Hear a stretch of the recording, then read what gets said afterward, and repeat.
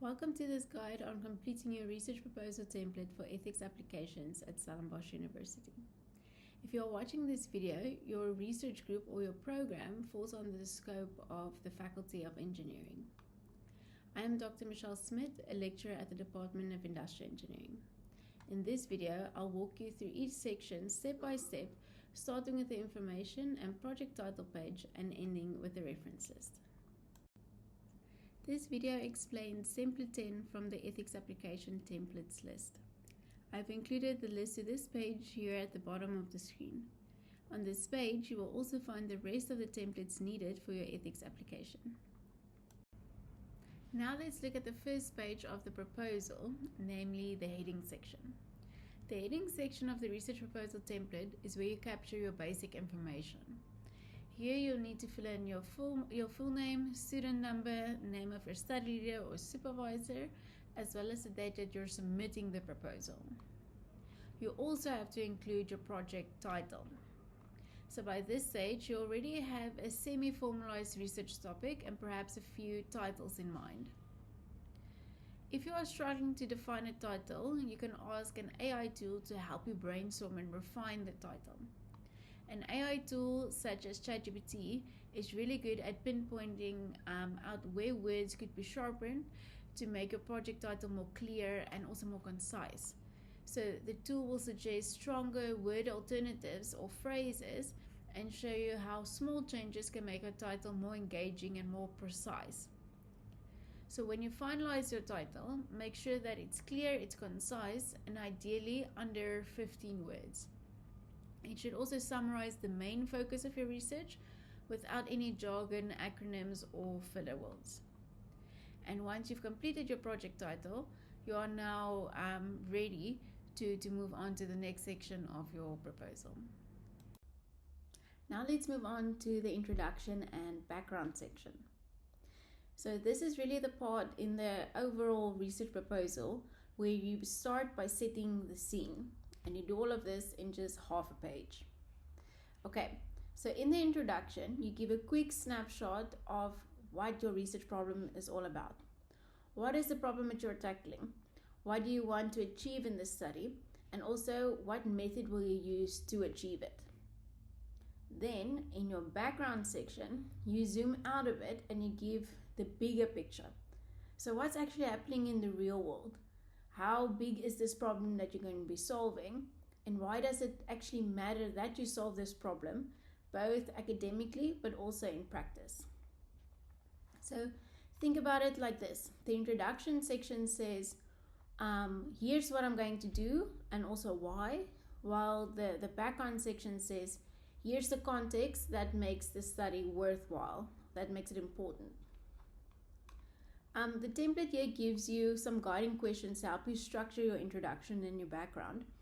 And the template guides you to write the section actually as two separate paragraphs. So writing the introduction and background section separately. But you can also write them as one solid piece that flows into each other. That's my personal preference. I like to write them together because it feels more naturally to me. So what I think about when I look at this section, I always aim to answer these 5 questions.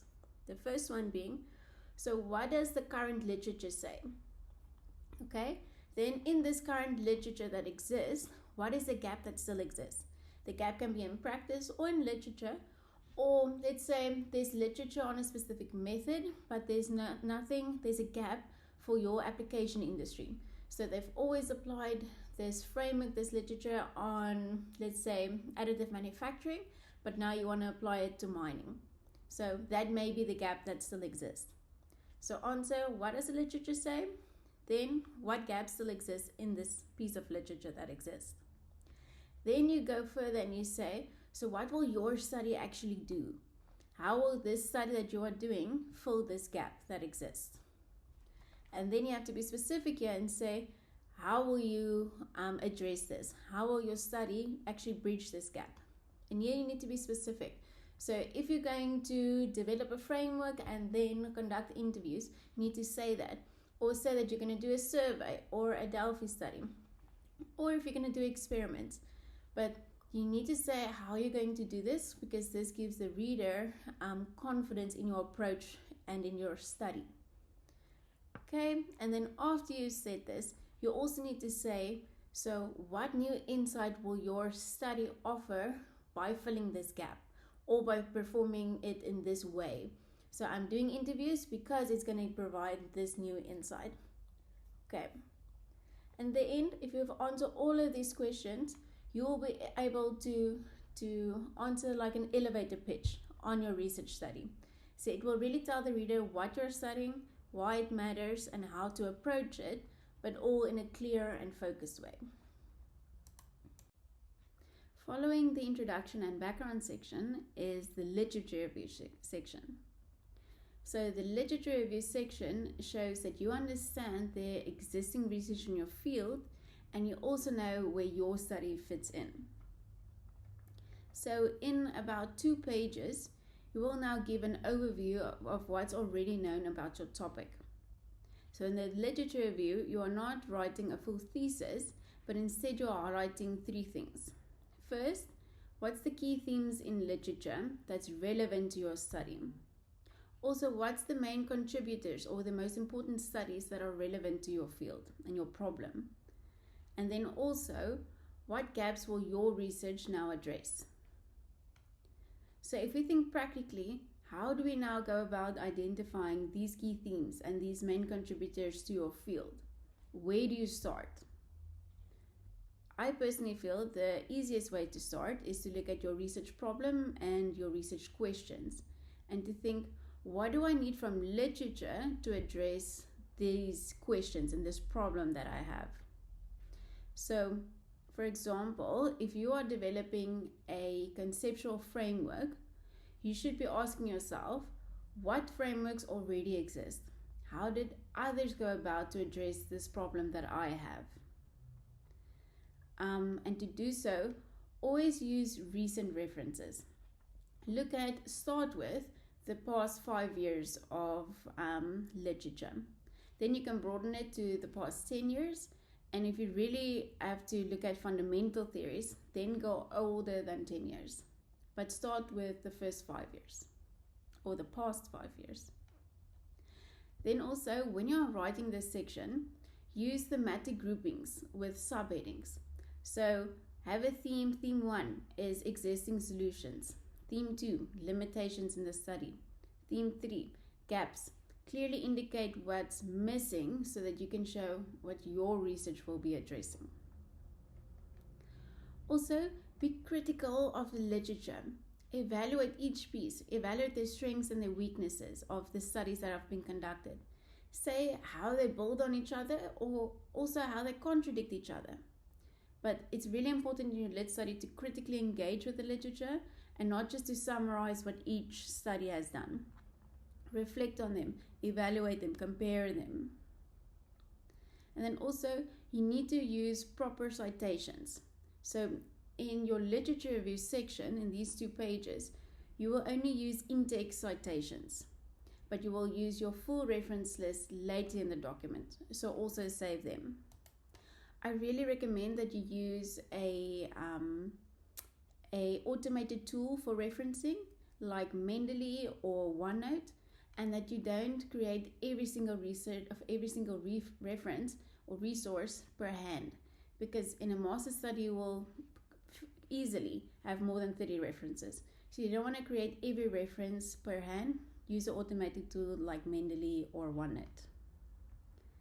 So by the end of your literature section, your reader should know what's been studied, where the gaps are, and how your research will contribute something new. If you are unsure about your research questions and your research problem, you can start with your research title or the overview of your topic, and then break it up into individual themes that you are looking at. So these themes then become the primary sections of your literature review study. So my thesis title was Evaluating Sectoral Innovation System Functional Performance in the Additive Manufacturing Sector, and I looked at cemented tungsten carbide case studies. So this may sound like a mouthful, But if you break it up into themes, it makes it more palatable for research and to break up your literature review. So here what I did was I broke up my thesis title into 3 sections. So the one where it says sectoral innovation system functional performance, I used the innovation section, so I knew I had to write a section on innovation systems. Then it's also sectoral functional performance, so how do you measure performance on a sectoral level?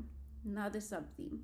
And then the final one was on additive manufacturing sector with cemented tungsten carbide case studies. So I knew I had to look at additive manufacturing and also on tungsten carbide. So this was actually my application industry. So you've now added your in-text references into your literature review, but that's actually only half of the job.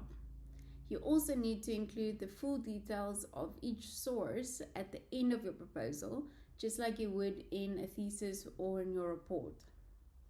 So at Stellenbosch University, your proposal, your thesis, and your report must end with a full reference list in the Stellenbosch University Harvard-style referencing.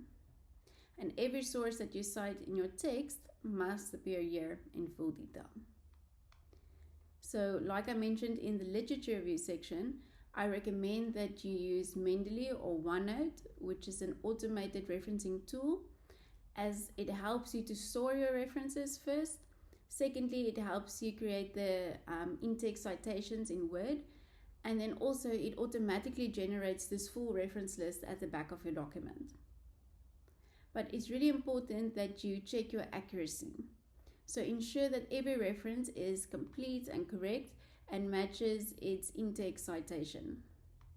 I've included a few examples here on the slide to show you what a full reference list of the different source types you may have in your document all look like. So I've included an example of what a book reference needs to look like, book chapters, journal articles, conference papers, and even if you use some websites, I've also included an example of what a full website reference needs to look like in your full reference list at the end of your document. So it's really important also to keep your references updated. Only include the sources that you actually cited. Nothing extra needs to come in this list, but also no information can be missing. Now it's time to translate the introduction and background into a clear problem that should be addressed. So yes, we will look at the problem statement, the research objectives and questions, as well as the relevance of research section. So the essence of this section is to flesh out the basic information that you've provided in the introduction and background section. The purpose is really to explain the logic of your research and specifically what you believe you will achieve, and also the elements that you will need or the elements that you will look at to complete your work. So under heading 3, here you don't need to include any information just yet. Only give a short introduction sentence on what you will include in this overall section. Then in section 3.1, here's where you now actually start to include some actual information. So the problem statement is the part where you actually explain the specific problem that you are addressing in more explicit terms than you did in your introduction and background section. So here it's important that you don't just copy and paste from earlier, but here you expand on the issue so that the reader clearly understands what the problem is and why it's worth solving. So be specific here. What exactly do you want to achieve and how will your work contribute to solving that problem? So to guide you, I've included 3 questions for your problem statement. Here you need to state what is the gap or the problem, why is this a problem, and what is needed to address it. So there is a lack of guidance in a specific field. Why is it a problem? Because there is frameworks that are not comprehensive enough. And then what is needed to address it? A comprehensive framework that includes several aspects that all the other existing frameworks I've only looked at separately. I'm going to create a framework that is comprehensive and looks at all of these aspects. Next is the research objectives and questions. So your research objectives are the smaller actionable steps that lead you to achieve your overall research goal, whereas your research questions are the specific questions that your study needs to answer. So think about it like this. The objectives are what you want to achieve, so the steps towards the goal, whereas the research questions are what do I need to find out to reach that goal.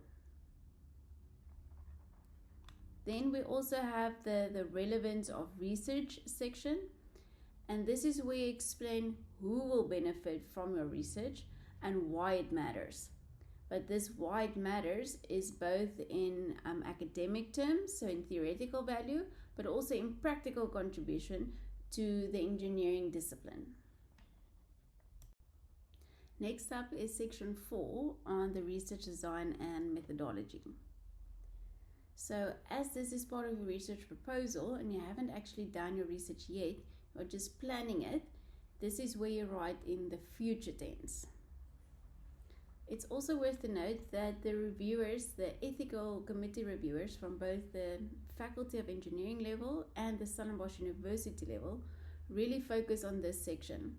And they focus on it because this is where you say who will be involved in my study, what are the potential risks involved for myself and the other participants of this study, and also the ethical implications of your research method that you'll be using to solve your problem.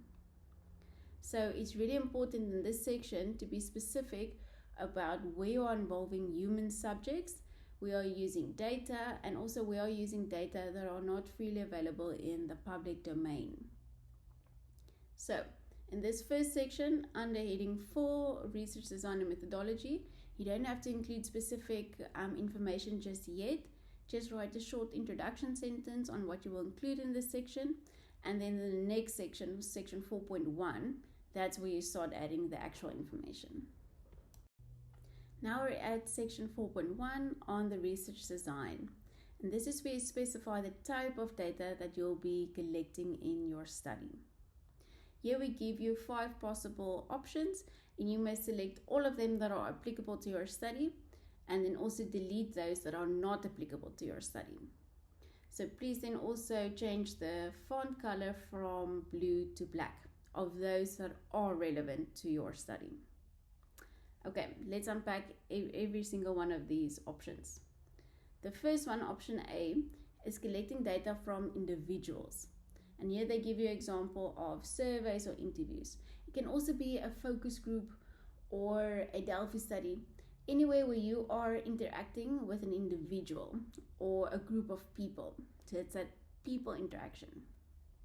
Next one is option B, is obtaining access to confidential data of an organization where the data is not freely available in the public domain and which can be linked to individuals. Okay, so data that's not freely available in the public domain means it's data that's not published on a website or in an article or somewhere where anyone can access it. You actually have to go ask the organization for that data. And then the part where it says which can be linked to individuals, it's where the data is pointing to say individual X bought so many of products B, or individual Y bought X amount of product C. Okay, so the individual is also linked to the product. Then we have option C, which says obtain data from a third party or organization where the data is not freely available in the public domain and where the data itself is not linkable to individuals. So this differs from the previous option, as now you go to the organization to just ask them how many units of the product was sold. So none of the data is linked to individuals. It's just how many units of products B and C were sold over the last few months. Then the next option, option D, is, it states here, you will have access to a database that has information containing personal identifiers such as names, ID numbers, addresses, etc., or a database where such information is coded, and you will be given access to the data or to these codes. So this is more where you go to an organization and the units per person that was sold actually contains the ID number of the person who bought it, and also like the address of where that product was delivered. So it's really sensitive information that can identify a specific person and or any information that it's linked to that person, like your home address. So then they already know, okay, it's limited to the number of people that's living in your house, for example. So this is more sensitive data. And then the final option is you will have access to data that's already in the public domain, but which is potentially sensitive or private. For example, you'll be collecting data from social media networks. So why they ask this is because maybe I was posting something on my LinkedIn or on my Instagram page, but I didn't actually mean for it to be included in a research study. So this is why they ask, this is why they include the statement to say that may be potentially sensitive or private. Because now someone can say, okay, someone with brown curly hair has this opinion or feels this about this situation. So they just want to know where you're getting the data from, and you need to specify if it's from a social media network, for example. So the essence of this entire section for us is to identify whether data includes personal identifiers, so information that can identify people, or if it's sensible or sensitive data that is being collected. Now it's time to map your research into clear stages, deliverables, and timelines with risk mitigation in place. Okay, so here we break your research study into sequential steps with some clear stages and also deliverables. In your research proposal, you don't have to go into a million steps. The 4 steps I'm going to mention now, I think is a really good foundation. It's a good start.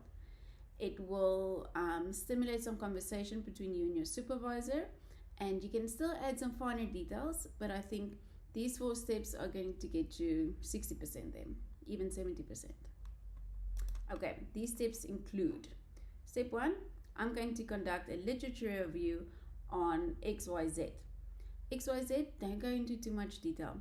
Be specific to your topic, but give the level 1 headings. So the high-level headings we spoke about in the literature review slides. So don't go into too much detail. We don't want the subheadings of each section, high-level headings, on this stage where you say, I'm going to conduct my literature review. Then the next step would be, based on my literature review, I will derive my framework, or I will be designing and building my model. Whatever framework or model there will be specific. But you can literally just say, based on the literature review, I will derive my framework or design and build my model. Then step 3, then once this framework or this model have been developed, I will now validate it with some feedback from experts. So via a survey or a case study or a focus group or a demonstration, whatever format. But now you will be validating whatever you developed. And then the final step is, based on the feedback that I received from these experts, I will now update my framework or my model and propose the finalized and validated framework or model that I developed. Okay, so not a million steps, these 4 steps is a good foundation. Start there. Also, it's important to include a timeline or a Gantt chart of when you will be performing these steps, and also when you aim to finish. So from an ethics point of view, this is important, as the ethics teams want to see how you're planning your data collection time. Is it sufficient, and also is it realistic? It will also help you and your supervisor on planning your research journey, and to see, okay, by what time or what date do I need to have what finished. Okay. It's also really important from a ethics perspective that you mention for each stage or deliverable, clearly indicate whether you'll be collecting data, and will it be at one stage, will it be at multiple stages, would it always be interviews, or would it sometimes be interviews, sometimes a survey. So be specific on where you'll be collecting data and also the format in which you will be collecting it. It's really also important here to keep your terminology consistent. So if you only use interviews, call them interviews everywhere in your research proposal. And also, if there's other documentation involved in your ethics application, stick to the same term. So if you're doing interviews, call them interviews everywhere.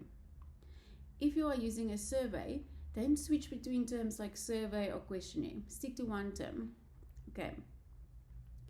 Definitions based on that the Stellenbosch University Research Ethics Committee has formulated for you to help you is, first of all, they define an interview as a one-on-one discussion between a researcher and a participant, guided by some form structure. So it's a semi-structured interview because we predefined some questions that we want to ask. Or it's a one-on-one discussion between a researcher and a participant, but we will not have any questions that we're planning. It's just going to be an open flowing conversation. Or it's going to be a very structured conversation, one-on-one conversation, where I will list questions and I will only ask these questions, and I will not ask follow-up questions. I will only stick to these questions. So it's an interview because it's a one-on-one discussion between a researcher and a participant, and responses are usually recorded verbally. Then the definition of a survey or a questionnaire, stick to one term, I like the term survey. So the definition of a survey is it's a set of standardized written questions administered in person, online, by mail, or by phone to gather information from a larger group. So the difference between an interview and a survey here is that an interview is a one-on-one discussion and is usually verbally, whereas a survey is a standardized set of written questions that you can still administer in person, but it's written questions, and you send it to a larger group of people. So the reason why I've included the definitions of these two items here is because many students think that because they have a list of questions in an interview, it's an interview/survey, but it's not actually. It's a semi-structured interview or a structured interview if you have questions prepared for an interview. Okay. Then, like I mentioned, please ensure correct terminology is used in your research proposal, also in your whatever ethics documentation that you'll be working on when you're applying for ethical clearance. And then also, pro tip, before I move on to the next slide, is that if at any stage of a research process you are gathering data from people, or you are involved with participants, identify the possible risk for yourself, but also for the people involved in the study, and then describe in your research proposal how you'll be mitigating it. An important inclusion in your methodology section of your research proposal is your sample size. So your sample size is in essence the number of people that you are inviting to participate in your study. It's the people you will be getting information from. So whether it be to build a model or to build a framework, or to validate what you've built, or to validate the analysis that you've done. Overall, it's the people that you're inviting to your study to give you information. So as each study is different, it's really tricky to pick a sample size, because each study has a different research design and research objectives, and also different available resources. So there's no one-size-fits-all answer on what is the perfect sample size, but I've given you 4 steps here to help your thinking, or to guide your thinking, and on selecting your sample size. The first step here is to start with the research purpose and design. So think, are you doing a quantitative study, qualitative study, or mixed methods? If you are doing a quantitative study, so more numbers based, then you need a larger sample size to ensure that you have statistical power and also representativeness. So statistical power, because if you're doing a quantitative study, the analysis methods have different sample sizes that they are applicable for. So if you want to do a specific test, make sure that your sample size actually adheres to that minimal sample size of that test. Also think of your representativeness. So if you are analyzing a company of 1,000 employees and you're only interviewing or surveying 10 people, is that 10 people really representing the 1,000 people? Maybe, maybe not, to make sure. Then for a qualitative study, the focus is typically more in depth rather than breadth. So you'd rather have a smaller group of people who you specifically targeted because they have specific knowledge in a field and they have in-depth knowledge of that specific field that you're targeting. So here you typically have a smaller sample size because you want depth rather than breadth. Then you also get mixed methods, which requires you to have a balance between the two.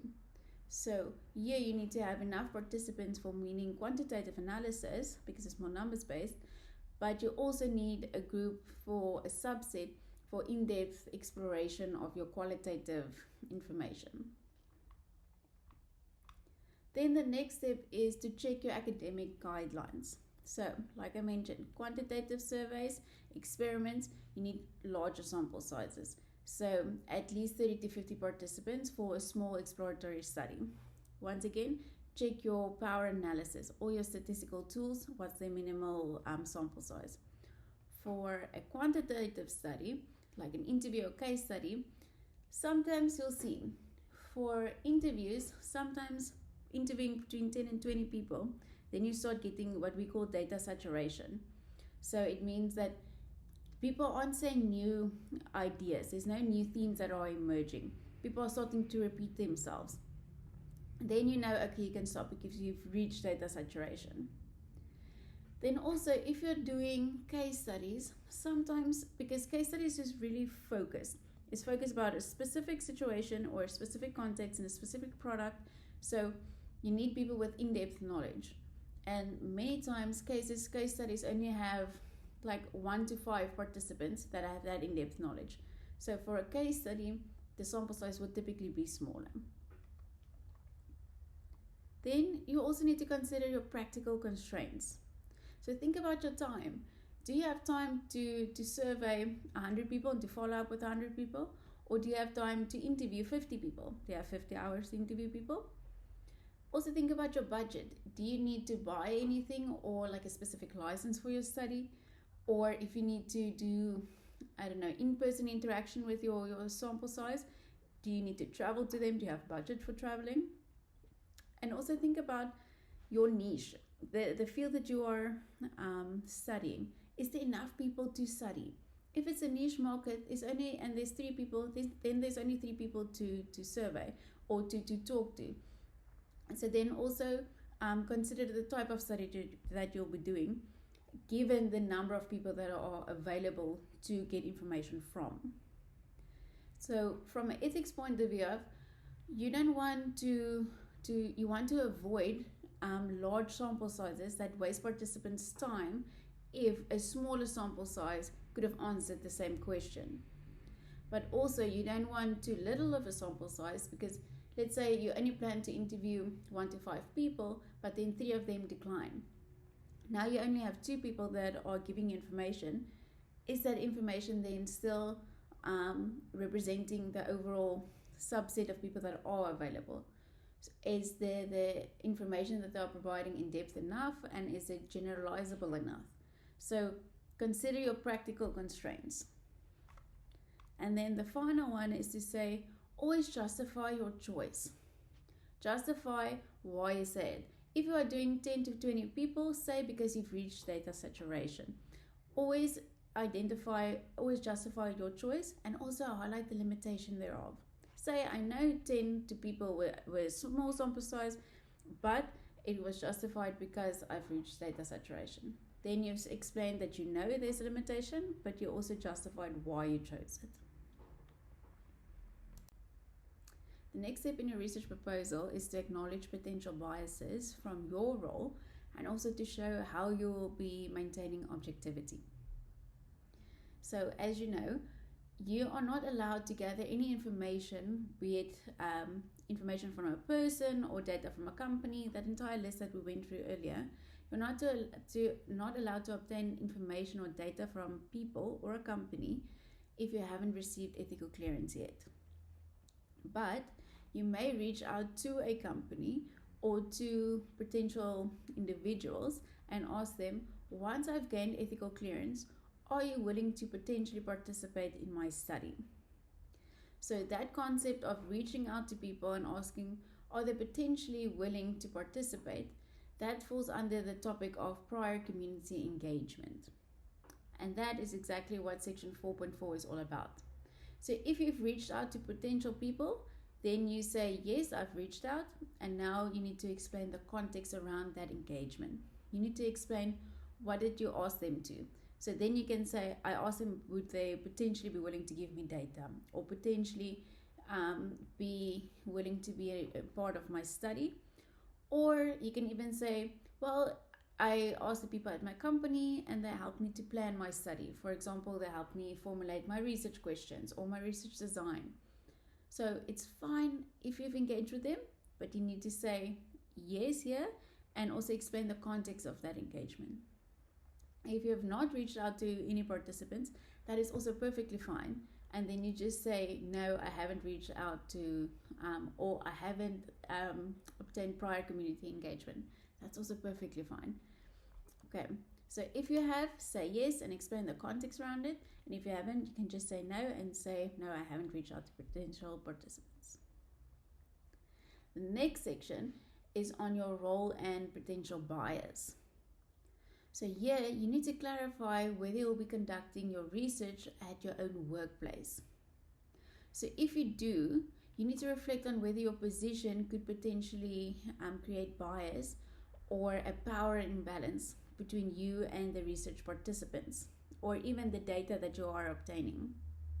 So for example, if you are working in the sales department and you're gathering sales data, you might have a bias towards saying, ooh, this sales data is so good, the sales numbers are excellent because it's making you look good.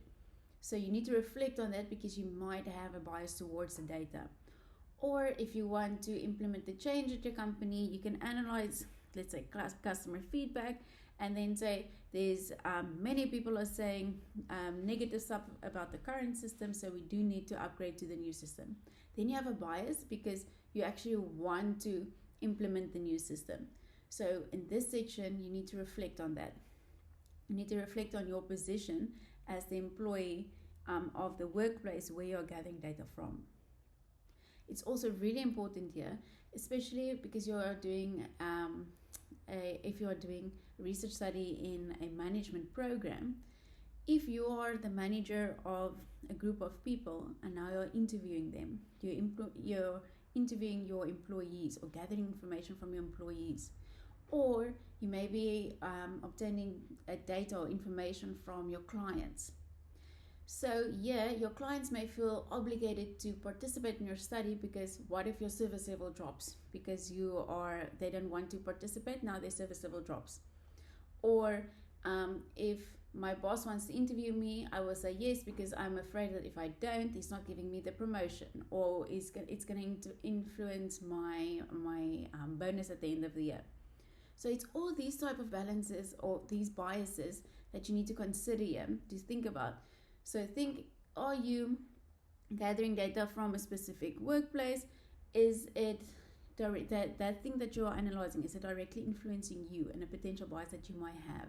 Or the people you are engaging with, are you in a higher position than them? If you're in a lower position, that's also fine. Then you can also state that I may have a bias because I am interviewing or surveying my management staff. Whatever the position is, you need to reflect on it here, on your role, also on the potential bias. Then it's also really important to explain the steps that you will take to protect your participants and to keep your research objective. So the ethics committee here wants to see that you've thought about it carefully, about how you will mitigate your biases. So here I've included some measures on mitigating those biases. The first one being awareness of your positionality. So acknowledge your dual role as a researcher and an employee if you are gathering data from your company or interviewing or surveying or getting information from the people in your workplace. Acknowledge you have a dual role of a researcher and an employee. Also use neutral framing. So say you'll use clear, unbiased language in your questions and your communications. So you won't ask questions to say, the current system sucks, right? That's leading the participant. So say you'll use clear, unbiased language in your questions and your communication. Then also, if you're doing a possible option to mitigate your biases is also to do blind data analysis. So if you're surveying your team, you can anonymize the data or collect the data anonymously. So then you can't pick on someone because you don't know who the people, who the participants was that gave that specific answer. So anonymizing data before analysis can actually help you to avoid your biases. Another thing that you can implement is peer review. So you can ask an independent reviewer to check your research design and your analysis. This could typically be your research supervisor. Then we also have a mitigation strategy for voluntary participation.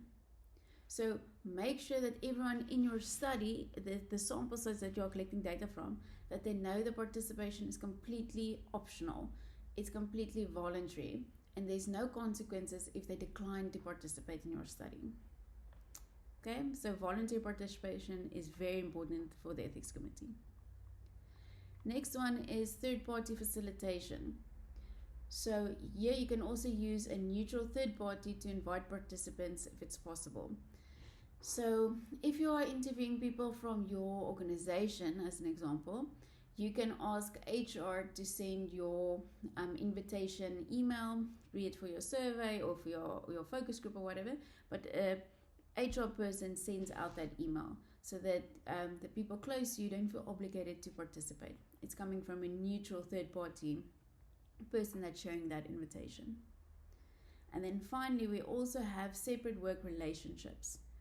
So this is where you actually avoid including your direct reports or your supervisors into your study. So like I mentioned earlier, this is where you won't actually interview the people that are reporting into you because you don't want them to feel obligated to participate in your study because they think it's going to influence their bonus structure or their performance reviews. So there where you specifically interview people that are not reporting to you in any way, that are in a different division. That will help you. So separating your work relationships. Ultimately, in this section, your goal of your research design, while you think about your research, your goal should be to create a safe, neutral environment where participants can contribute their information and their opinions freely. They shouldn't feel any pressure or influence to get to give you specific information that you are looking for. They need to be able to give their objective, serious opinions freely without feeling any pressure and without feeling pressured to participate in your study. They need to feel it's a voluntary study and they have the space to share their opinions freely. The next section is on potential conflict of interest. So here the template is prompting you to think about if there's something that's going to hinder you from proceeding in your study. So if you are a student, you've never worked at a company, and now you're interviewing people from different companies on the products they're developing, and you have no interaction with them at all, no connection with the company, then you have no conflict of interest for that study. But if, for example, you are working at a company and your study is going against the grain of the company's mission or vision or the values of the company, then they might hinder you to continue with the product or to continue with your study because they don't actually want you to give people weird ideas. So yeah, it's important to think about at the proposal level already. If there is something that's going to hinder you from inviting the people that you actually want to participate in your study, will they be allowed to talk to you or won't they be allowed to talk to you? So if you have no conflict of interest here, you can just say, I don't have any conflict of interest. Or if you're working for a company and your study actually aligns with them, you can just say, my employer's interest in doing XYZ aligns with this study's research objectives, and as such, there is no conflict of interest that would prevent me from continuing with this study. The next section is section 4.6, which focuses on the involvement of human subjects. So in this part of the template, it really zooms in on those people that you're inviting to participate in your study. And you will see that this section has several sub-items, so I think it's A to L, but I will explain every section now in detail. And in essence, it looks like a lot, but it's in essence a small paragraph that you need to write to address each of these items in this section. So, as with the other sections, I will explain how it works. The first question, question A here, is asking you to provide an answer to what information these participants will provide you that you cannot live without. So in essence, they want to know what you will be asking the people about. So will you be asking the participants about their personal experience, or will you be asking them about their specific organization, something they are part of? So let's, for example, say you are doing a strategy study and now you are targeting rugby players. If you are targeting rugby players and you want to ask them about strategies in their personal experience, so for example, you're considering to interview Siya Kolisi, you want to ask him about strategy and rugby. If you ask him in your personal experience of all the years that you've been playing rugby, what strategies work, what strategies doesn't, then you are asking Siya about his personal opinions, about his personal experience. Okay. If you are asking Siya about strategies they've used in the Springboks, then you are asking him not his own opinion, but actually to give details about his company, about the Springboks. So then the Springboks actually needs to give you, they need to allow you, they need to give you permission to actually let Siya answer those questions about the Springboks' strategy. So if you step back and you think about a company, if you're asking people about their experience in product development, if it's a personal experience, it's 100% fine. They can share their personal experience. But if they are going to reflect on personal or the product development within their specific organization and stuff that has worked or has not worked or advice or maintenance plans or anything, but it's about their specific organization, then that organization will need to give the employee or give you permission to actually interview that employee or to get information from that employee. So by this stage in your proposal, if you're just starting with a research study, you don't need to have the permission from that organization yet. You just need to realize that you will need permission from the organization. But when you are doing your ethics application, that forms part of one of the steps in your study. They will ask you, do you actually need permission from the company? And if you are asking specific questions about their organization, yes, you will need the permission from the organization, but then there will be a template on how to ask for that permission. So the ethics process does guide you through it, but in your proposal phase, we want to prompt you to start thinking about it. What actually will you be asking these participants? Personal experience, or would it be relevant to their specific organizations or to a group they are associated with? Building on question A that we just discussed, question C here then asks you, will you need institutional permission? So if you are actually gathering data on or information about a specific group or companies and you're asking people to reflect on them, then yes, you will need institutional permission and you can say yes here. Then the template also asks you to present the company or to list the company or the group's name here. And if you're targeting multiple companies and multiple groups to participate in your study, you list all of the relevant names here. But just the company's names, not the individuals specifically, company names. Then in section B, they ask you, so now that you know which what type of information you are gathering, is it specific to a company or is it relevant to personal experience? Here they ask, okay, so who exactly are you inviting? So if you are studying product development, this section is forcing you to answer or to think about rather, if I'm in product development, am I targeting the sales department? Am I targeting the CEO of the company? Am I targeting the product designers? Who specifically? If you are contacting all of them, that's perfectly fine. Just note that here. But here you need to say, I need people with experience in XYZ, or people with a certain number of years of experience, or people with specific qualification, or people with knowledge in a specific area. So, for example, in a study where a framework for customer retention was developed in the telecommunications industry, here the inclusion criteria were people that are familiar with the topic on customer retention and have experience with customer retention activities in the telecommunications industry. So yeah, it's more specific who you'll be targeting. Yeah. Okay, so now that you know who specifically you are targeting, so your inclusion criteria, and you know whether they are providing information about the specific group or company they are related to, or if they'll just provide information about their personal experience. In the rest of this section, it's all about practically how will the data collection now go? How will that interview or that survey or whatever, will you practically execute it?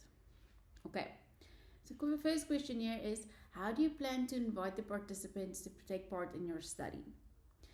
I feel the easiest way is to email people. You can ask people face to face, you can phone people. Whatever method you are using, you need to specify it over here. You can even contact people over LinkedIn, so post a post on LinkedIn with a link to your survey, for example, and that method is 100% fine, but you do need to say what format you will be using. And then once you are busy with the ethical clearance, then they will be asking you to provide an example of that email that you'll be sending or that post that you'll be posting on LinkedIn. They will ask you to just provide them with the information that you'll be including in that post or in that email. But in your research proposal, the only information you have to give here at this stage is to say what format will you be using to invite people to your study, and then specify face-to-face, email, LinkedIn, telephonic, specify. The next one is then, if you need to contact these people to ask them to participate. So do you have their contact details already, and how will you get that contact details? So if you've never reached out to these people before, will you get the information? Is it already available on the company's website? It's freely available. Or if you are going to a specific company, let's say Capitec, will you ask Capitec to provide you with a contact list of people that they feel are relevant to my study or that are relevant to my inclusion criteria? Or if you work in the organization and you want to interview some of your colleagues, then you might already have access to the information because it's on your repository of employees. So just specify here how you will be getting that contact information, and specify if you already have access to it. Then, like you mentioned earlier, there's another question here on speaking about, are you going to ask them to speak about personal experience, or will they be talking about their institutions? If you've already answered this question up top, you don't have to answer it again because you've already provided the information. The next one will be, so exactly what will the participants need to do? So here you spell it out. They will be providing their thoughts and opinions on XYZ, on customer retention strategies, on product development methods, whatever, be specific here. Then they'll also ask, how will you conduct the interview or the survey? So here you need to think, okay, will I be interviewing people on Teams or will I be interviewing them face to face? If I'm doing a survey, what platform will I use to administer my survey? Also, how long? Will you be interviewing people for 3 hours? Don't do that, way too long. Interview for like an hour, more than enough time. Or like 45 minutes to an hour. Or will the survey take them 20 minutes to complete, or will it take them an hour to complete? So just here you need to think about specifically, okay, how will I practically do this? So my advice here is, if you're doing interviews, I always prefer to do it over Teams, because Teams generates the transcript for me. From a data privacy perspective, use your Stellenbosch University accounts to do this. Don't conduct interviews on Zoom, because we don't own the data if it's on Zoom. If you're doing it on Microsoft Teams and with your student account, Stellenbosch University owns that data. And the ethics board is also going to prefer you conducting your study on a Stellenbosch University platform. So interviews, it's easiest, do it online, then you have the transcript.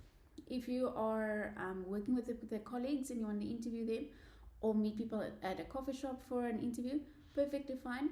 Just state that you'll be recording it. You'll audio recording it, and you can do it with your phone. Then you just obviously need to develop the transcript yourself. Perfectly fine. If you're doing a survey, we do have, with your Stellenbosch University account, we do have Microsoft Forms, which is perfectly fine for doing interviews, for doing surveys. There's also a Stellenbosch University platform for surveys that you can also use. You are not really allowed to use something like SurveyMonkey, because firstly, it's going to cost you money, and second of all, we don't own the data. So use the Stellenbosch University platform so that the university owns your data and also protects your data. Also, for a survey, don't do it too long. I think a 15 to 20 minute survey is a big enough of a commitment. If you're doing something longer for like an hour or something, people don't tend to want to complete it. And also think about, would you want to complete a survey for an hour? Or are you fine with only spending 15 minutes on it? The next section is on containing consent. So with all ethical studies, you need to obtain consent from a participant to say that yes, I consent to the questions that you will be asking them, or whatever information you're providing, asking them to provide you. So here in this application form, on your research proposal, you need to say how you will be obtaining the consent. So typically, if you are surveying people, you can attach the consent form to the beginning of the survey. So you tell people, if you click on this link, you will be directed to a consent form. Read through the consent form. If you're happy with all the information, you sign the consent form, you tick the box, and then you will be led to the survey questions. If you are doing interviews online, you can email the consent form to people prior to your interview session.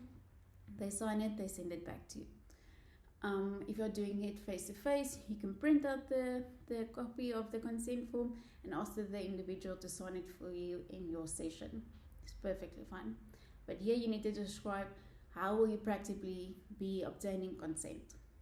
You will also see that you do not have to develop your own consent form. When you're busy with the ethical clearance process, there are templates available for you, specifically that the university created with all the information, and there's a cool guide that tells you exactly for each section what information you need to provide. And almost all of the information that you need to provide in that form, in the consent form and the template, you will be getting from your research proposal. So a detailed research proposal will really help your ethics application. Next, they also ask you, will participants be allowed to withdraw from your study? So obviously, yes, they are allowed to withdraw from your study at any time. We don't want to force people to give us information. We are nice people, so we always say yes. People are allowed to withdraw at any time, and they'll also and there won't be any repercussions. but they are also allowed to skip any questions they don't want to answer. If something is making them uncomfortable or a little bit anxious, they can decline the answer, skip and go to the next one, and there will be no negative consequences. And then finally at the bottom, they'll ask you what kind of information will you be collecting. So yes, again, previously you said you'll be asking them personal information or like personal opinions, or you'll be asking them information about their companies. But yeah, they also ask you what other information will you have access to. So in essence, you need to contact the people, so you will have access to their contact details. If you're posting something on LinkedIn and it's an anonymous survey, then you won't have access to the personal information or the contact details, and that's perfectly fine. You can just state that. But if you are emailing people or you're calling them, then you have access to their contact information.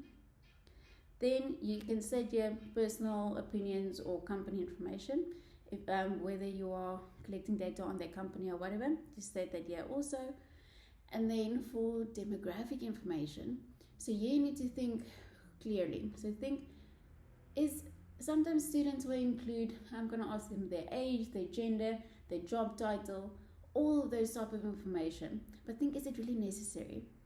If I'm doing a study on product development, I actually just want to know the person that's completing my survey or interview, which department are they from in that specific organization? Are they from sales or are they from like data and insights? So where is that opinion that they have coming from?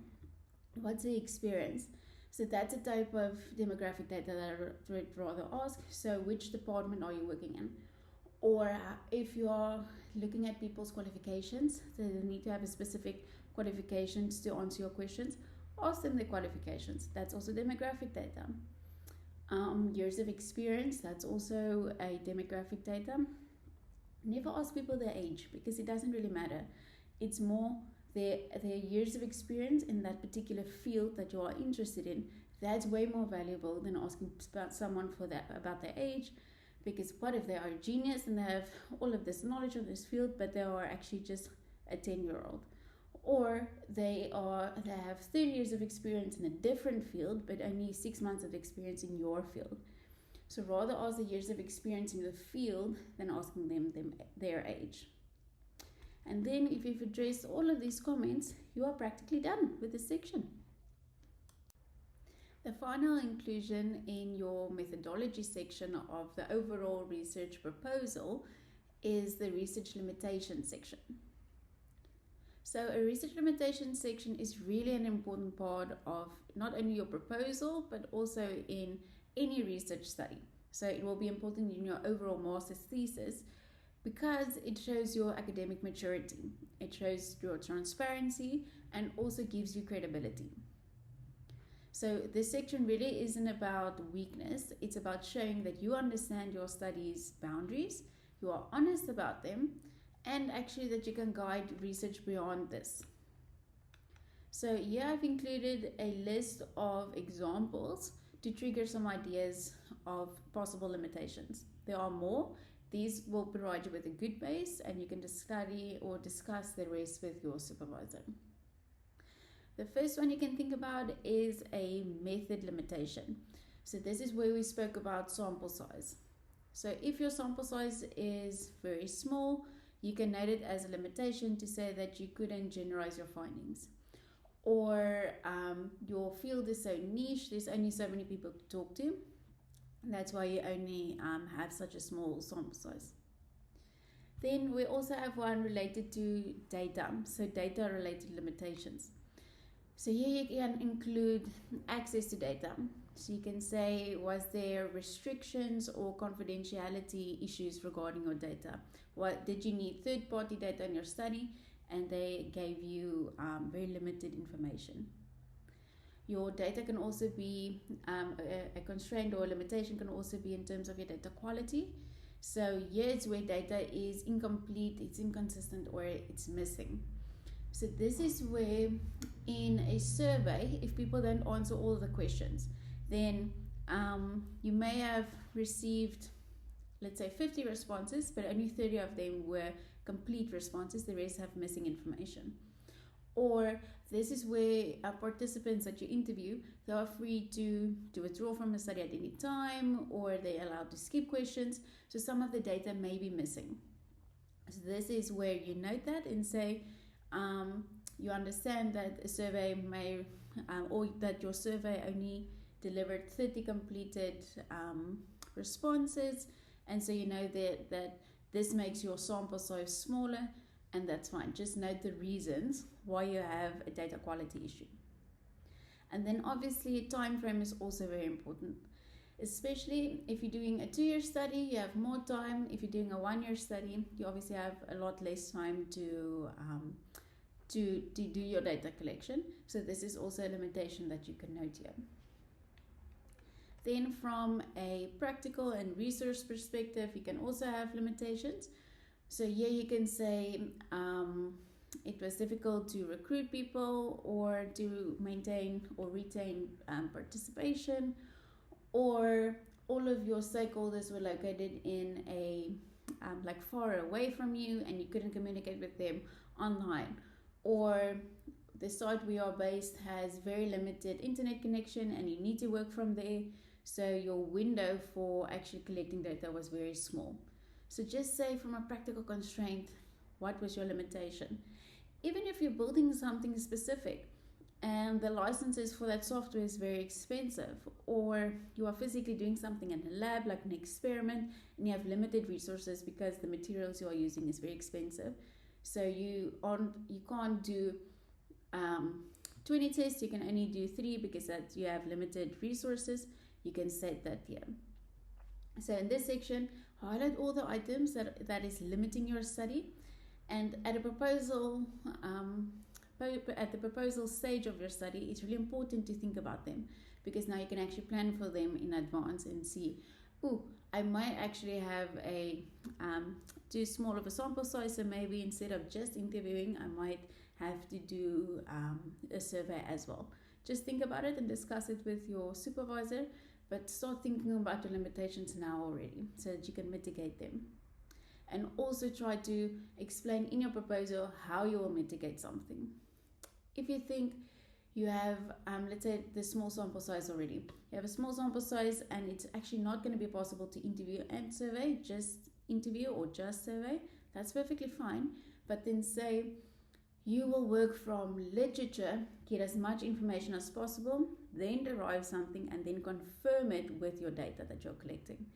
Or instead of looking at an interview and a survey and a lead study, you will be doing lead study, get your answers or get the questions you need for your interviews. After your interviews, you might be doing a case study as well. So just justify how you will mitigate that limitation that you have. And your supervisor will be really experienced in these mitigation strategies, so do consult them. Now that you've completed the methodology section of this research proposal, you have really thought in depth about what data you'll be collecting in your study, from who you'll be collecting it, and also practically how will that data collection methodology be executed. So in this section, you are now completing the next step, which is thinking about how you'll be analyzing the data that you'll be collecting.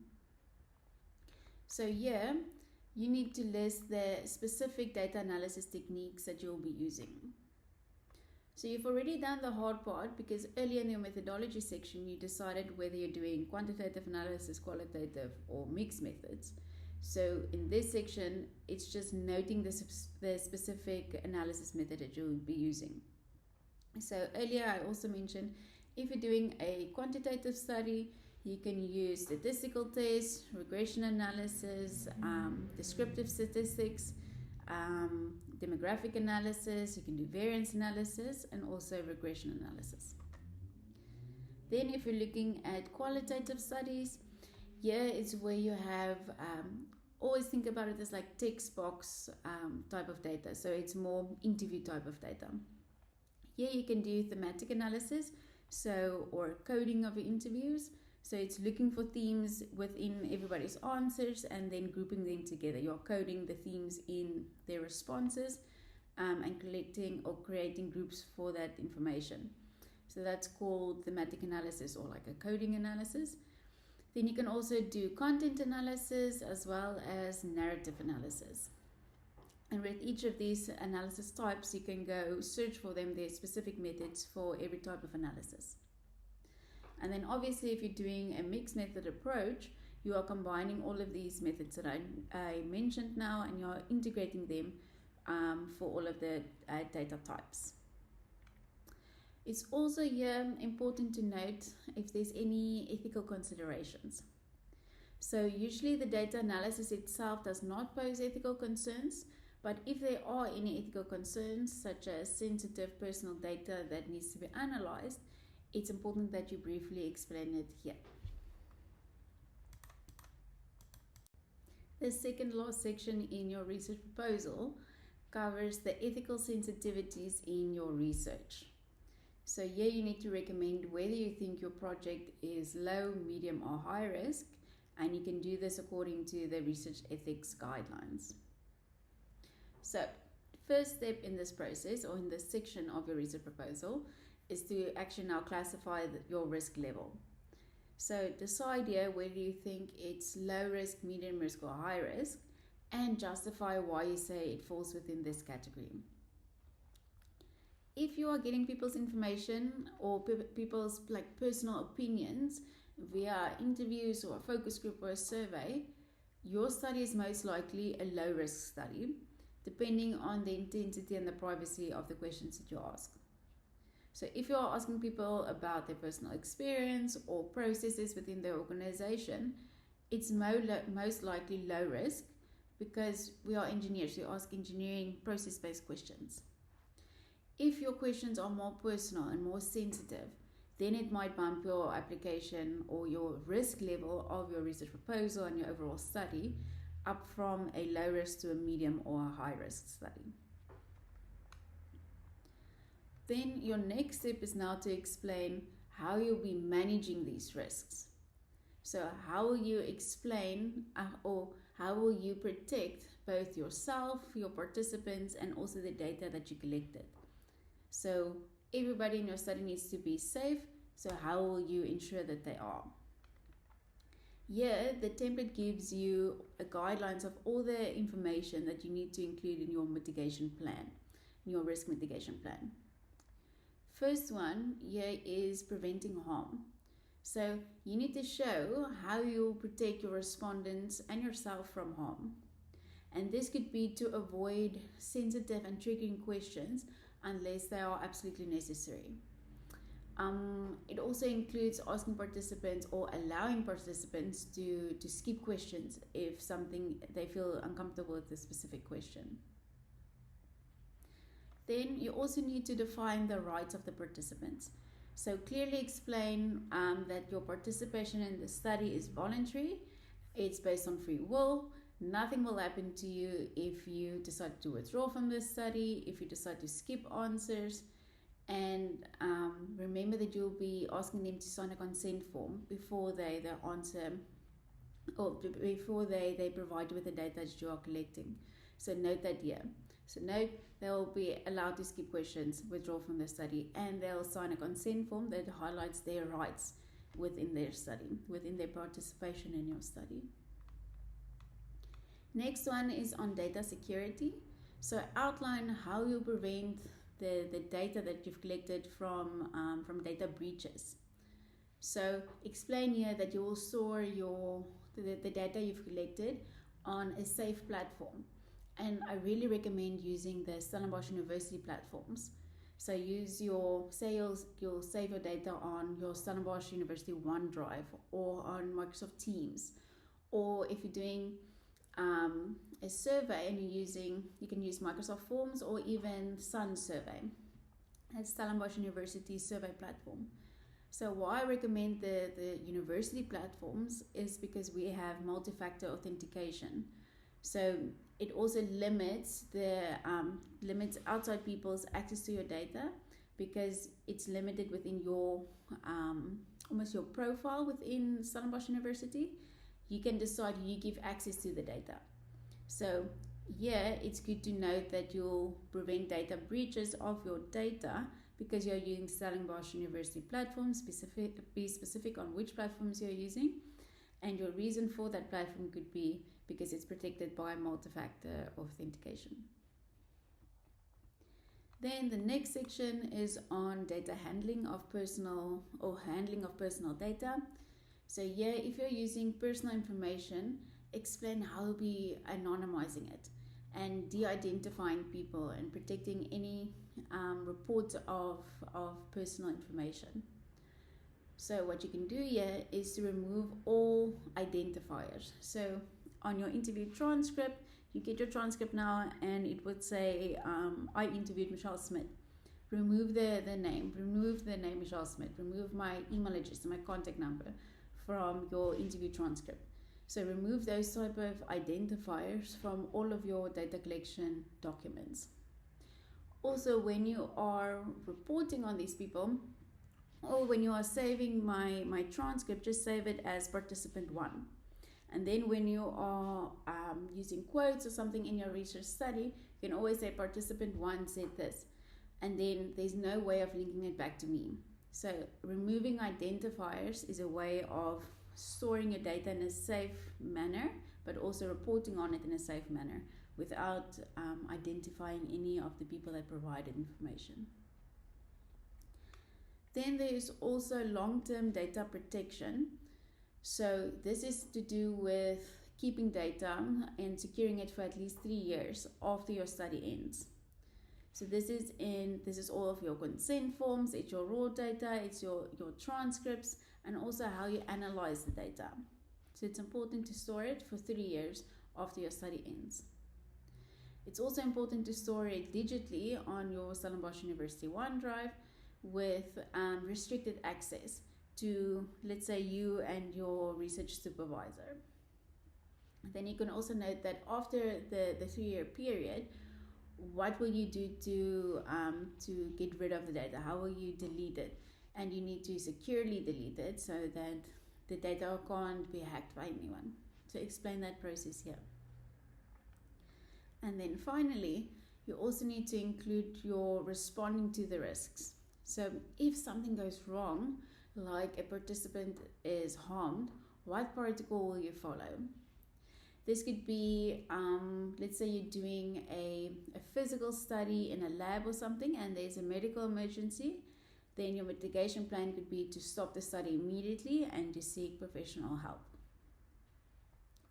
So overall in this section, think about harms from start to finish. Be clear and specific and show that you've planned your participants' safety and also your own safety and also the safety of their data throughout your entire study. And then the final section of your research proposal is the section we discussed earlier, which is your references. So here at the very end of your proposal, you include the full list of references that you used. These are the references you used in your literature review, as well as if you noted any analysis techniques in your data analysis section and you included references there. This section is where you include all of the detail of the references that you reference up top. And once again, you use the Stellenbosch University Harvard-style referencing. Thank you for listening to this guide on completing your research proposal template for your master's research study, as well as your ethics application at Stellenbosch University. I hope I've guided you well through every section, as well as giving you awareness of the level of detail that's really necessary in a good research proposal, especially also for ethics clearance and ethics applications. So good luck with completing your research proposal as well as the rest of your study.